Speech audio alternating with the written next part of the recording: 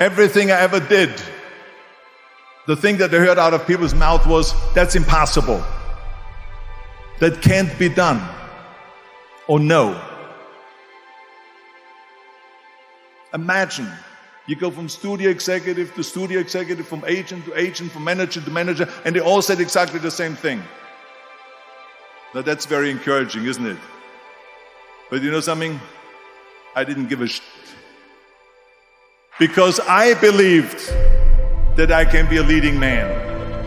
I believed that I could be another Clint Eastwood, or another Burt Reynolds, or another Warren Beatty, or whatever those characters were, Charles Bronson and so on. I believed that I could be those people. I said, there's enough room on that ladder that I can fit up there.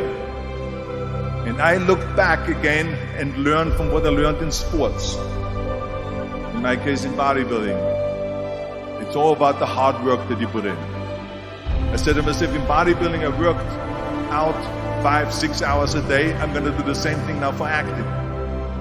So whenever someone said to me, it can't be done, I heard it can be done. When they said no, I heard yes. And when they said it's impossible, I heard it is possible.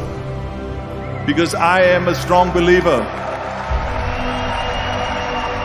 Well, I'm going to be the one, I said to myself, I'm going to do it and I'm going to show it to them. Maybe it has never been done before. That's perfectly fine with me. But I'm going to do it. And I did not listen to the naysayers.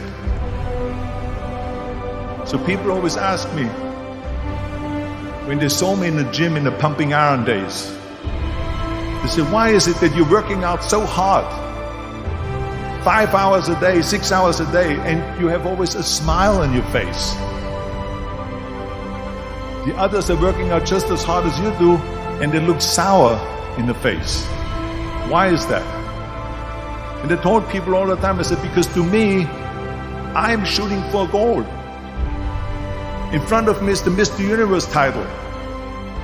So every rep that I do gets me closer to accomplishing that goal, to make this goal, this vision turn into reality.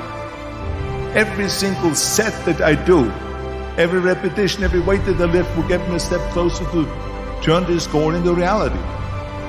So I couldn't wait to do another 500-pound squat. I couldn't wait to do another 500-pound bench press. I couldn't wait to do another 2,000 reps of sit-ups. I couldn't wait for the next exercise, for the next half hour of posing and all the kind of things that you have to do to be a champion.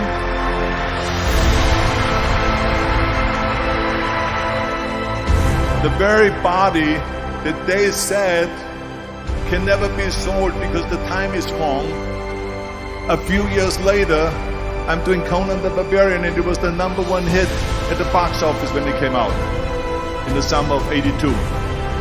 Think about that. And the director says, if we wouldn't have had his body, we would have had to build one.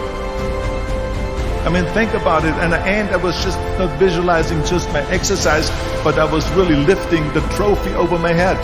That's what I was thinking about. And with the age of 20, I went to London and I won the Mr. Universe contest as the youngest Mr. Universe ever. And it was because I had a goal.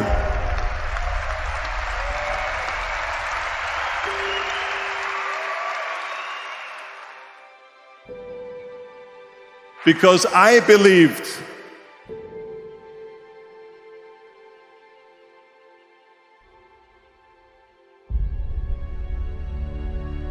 %74 hate their job in America. Now, there is not much different when you come to Europe. The majority of people don't like what they're doing because they're really not doing it because they didn't have a goal and they followed this goal. They just aimlessly drift around, and then all of a sudden there's a job opening, so they get that job because you have to work. But then when you work, it's a chore. It's work. It's not fun. So if you think about, only a quarter of the people really enjoy what they're doing in life. That is unbelievable if you think about it. So I felt so blessed that I knew what I was doing. It's like a medical student that studies and knows he wants to become a doctor. You know where to go. So I knew where to go.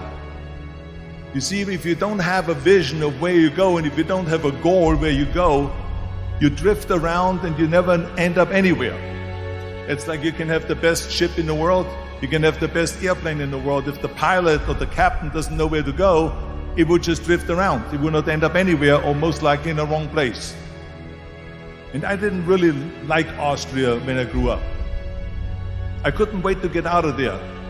I couldn't see myself becoming a farmer or a worker in a factory or anything like that, even though my parents wanted me to stay there and have a normal life.